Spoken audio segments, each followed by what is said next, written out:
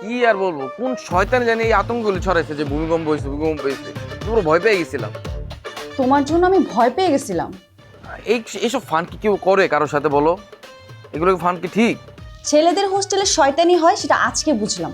তুমি জানো মিমি, মেধা আর কেয়া ওরা কিভাবে আমার দিকে তাকাচ্ছিল? ওরা কি তোমার সাথে আবার হাসাহাসি করে না একটু? আমার সামনে তো করে নাই, কিন্তু আড়ালে করলে করতে পারে। হ্যাঁ বুঝতে পারছি, একটু সাবধানে থাকো। আমার প্যানিক অ্যাটাক উঠে গেছিল। আচ্ছা জান, আমরা কি তাহলে কি যাচ্ছি না বলো?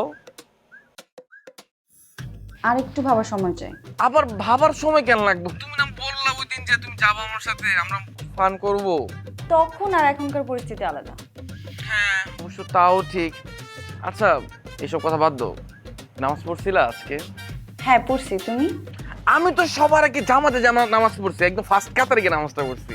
তোমার জন্য কত দোয়া করছি জান, তুমি সুস্থ থাকো, আমাদের জন্য একসাথে যেন বিয়ে হয়, আমরা যেন অনেক মজা করতে পারি জীবনে। একটা কথা বলি?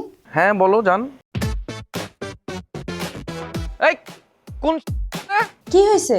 জান, কে জানে আমার একটা মাথার মধ্যে ঠুয়া দিল, বুঝতেছি না। কেউ তো আশেপাশে দেখতেছিও না কাউকে।